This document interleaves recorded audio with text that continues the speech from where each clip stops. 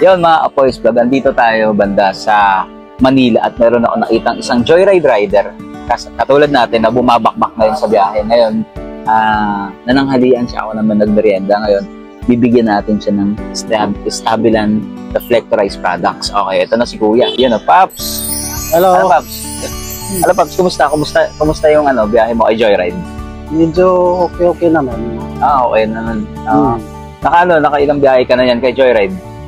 Ngayon, nakalima pa lang. Di ba? Simula kanina alas 8. Medyo matagal ba pumasok ang booking? Oo, minsan nawawala kasi yung signal eh. Okay. Pero yung ride mo ngayon, yung mga booking mo, long ride o short ride o halo na? Halo na eh. May long ride, may short ride. Kung anong pumasok, ako eh. Tapos kahit gaano kalayo yan. Pamilyado ka na rin? May asawa na? Wala, ano na eh. Ano na? Ilan? May asawa na eh. Ilan asawa? Isa lang. Yan. Tapos may anak na rin kayo? Meron. Ilan na anak niya nun? 4 yung anak. Yun no? Ayos. Nakarami din. Yan. Tapos ito bang pag-joyride mo, full time ba to o sideline lang? Full time. Full time ka na. Bali, ilang taon ka na rin kay joyride?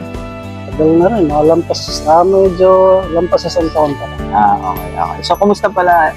Ito kasi sa vlog ko nangungumusta ako. Kumusta rin ang pagiging joyride rider mo since day 1 hanggang ngayon? Kumusta yung kita? Kumusta yung pag-ano mo? Since yung paumpisa?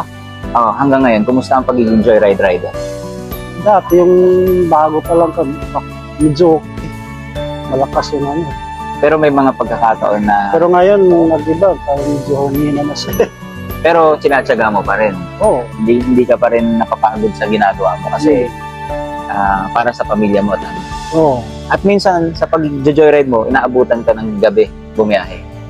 Paramihan, palaging gabi na ako. Yun. Dahil dyan, Paps, bibigyan kita ng Stabilan Reflectorized Product. Okay, explain natin to. Yun. Bibigyan natin si Kuya ng 2. So, kung gabi ka bumabiyahe, pwede mo siyang ilagay dito, pwede mong ikwintas, pwede mo siya ilagay sa likod mo, sa harap mo, sa bag mo, para pag nailawan siya, pag madilim, makikita nila na meron rider doon sa harap nila.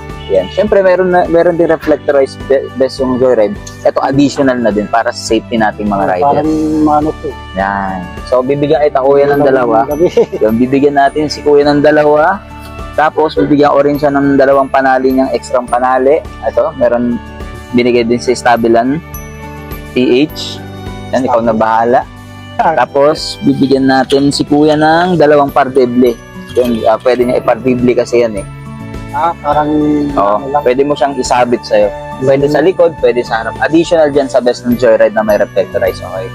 Yun. So, magugamit mo to Kuya sa mga rides mo paggabi, lalo na bumapakpak ka ay joyride. At kahit hindi joyride, basta nagmamotor ka para mas safety ang yung biyahe. Maging safe tayo, iwas tayo sa mga disgrasya. Maganda pag may reflectors paggabi. Yan. Pwede mo yan.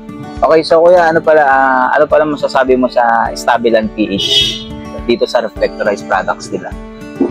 Salamat sa Stabilan PH.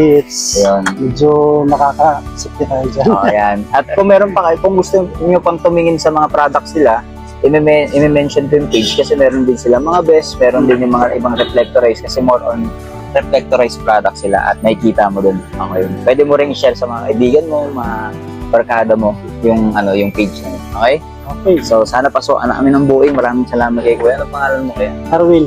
Arwin Santos. Hindi. Kuya Arwin. Kuya Erwin. Okay. Maraming salamat. It's Boys Vlog.